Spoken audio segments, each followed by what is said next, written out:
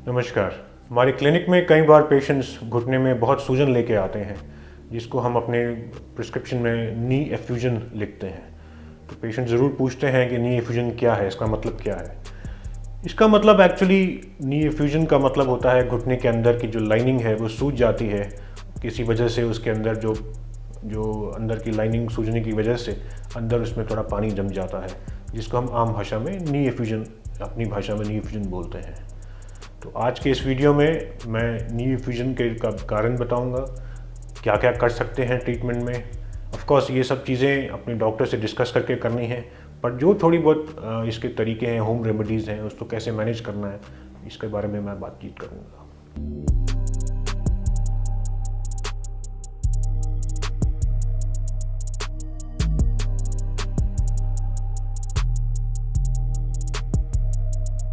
मैं हूँ डॉक्टर बीरेन नाडकर्णी। मैं कंसल्टेंट ऑर्थोपेडिक सर्जन हूँ सीताराम भारतीय और होली फैमिली हॉस्पिटल में।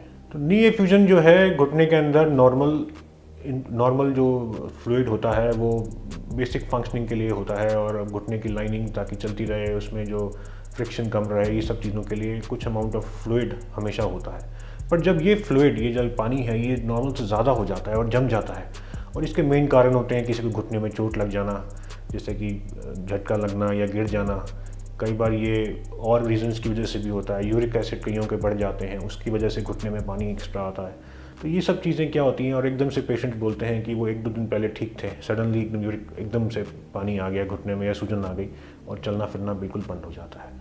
इसका मेन जो लक्षण होते हैं वो घुटने में सूजन, घुटने में दर्द, और दर्द घुटने तक नहीं रहता, घुटने के पीछे, नीचे पिंडली में, यहाँ सब महसूस होता है। तो इसका ट्रीटमेंट क्या है, क्या क्या कर सकते हैं, इसमें अपने डॉक्टर से ज़रूर पहले मिलें, और आपके डॉक्टर आपसे ज़रूर पूछेंगे कि क्या हुआ था। 70% टाइम्स आपको याद आएगा घुटने में कोई झटका, कोई चोट, या खेलते हुए या भागते हुए, या कई बार छोटा 2 व्हीलर एक्सीडेंट भी घुटने में एकदम से चोट लगती है तो सूजन आती है।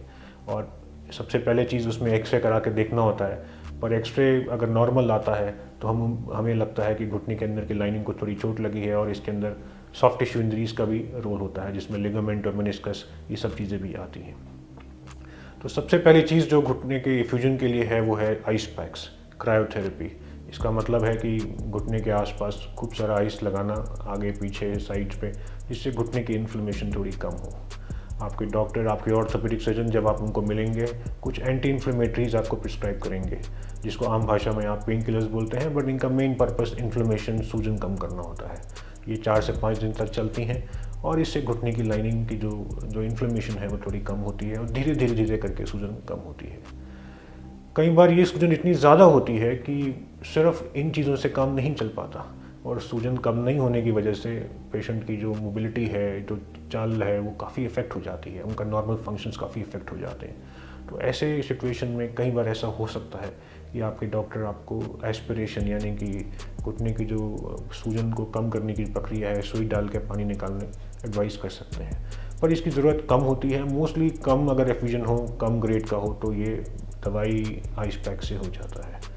इसके बाद एलिवेशन का बहुत रोल है। एलिवेशन यानी कि पैर को ऊंचा रखना, किसी भी चीज़, कोई भी चोट हो, जहाँ पे भी लगती है, हमारा पर्पस होता है कि हम लोग उसको ऊंचा रखें ताकि ग्रेविटी से धीरे धीरे धीरे सूजन कम हो।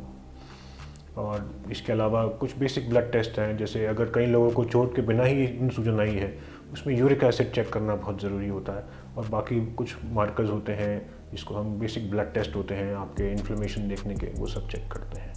और अगर यही सूजन मल्टीपल जॉइंट्स में इकट्ठे आता है, आपके सारे दोनों जोड़ों में या हाथ की जोड़ों में, तो कई बार इसके लिए कुछ और ब्लड टेस्ट, रेमेटोलॉजिकल प्रोफाइल जिसको बोलते हैं, वो भी करने की ज़रूरत पड़ सकती है। नी एफ्यूजन जब होता है तो नी एफ्यूजन के बाद घुटने की जो मसल्स हैं थोड़ी सी कमज़ोर हो जाती हैं, तो काफ़ी पेशेंट्स पूछते हैं कि एक्सरसाइज स्टार्ट करें। तो हमारी हमेशा लोगों के लिए ये सलाह होती है, ये प्रिकॉशंस होते हैं कि हम उनको ये बोलते हैं कि घुटना जब बहुत सूजा हुआ है, जब इन्फ्लेमेशन में है, तो उस समय एक्सरसाइज का रोल ठीक नहीं होता। उससे एक्सरसाइज करने से इनफैक्ट घुटने की सूजन और बढ़ सकती है। तो हम ये सब एक्सरसाइजेज घुटने की जो स्ट्रेंथनिंग की, जो आप शायद पहले भी कर रहे होंगे इस प्रॉब्लम से पहले, तभी स्टार्ट करते हैं जब ये घुटने की सूजन काफ़ी हद तक कम हो जाए, आपका पेन कम हो जाए, और आप एक्सरसाइज प्रोटोकॉल में ठीक से पार्टिसिपेट कर सकें। तो हम हमेशा बताते हैं कि एक्सरसाइज का जो एक टाइमिंग है वो सूजन एफ्यूजन के कम होने के कुछ टाइम बाद है, एकदम से उसके साथ नहीं करनी होती। तो मैं उम्मीद करता हूँ इस वीडियो से नी एफ्यूजन के बारे में आपको इन्फॉर्मेशन दी गई है और आपको इसके काम आए। और अगर कोई भी आपके मन में सवाल हो तो हमें ज़रूर लिखें। Thank you.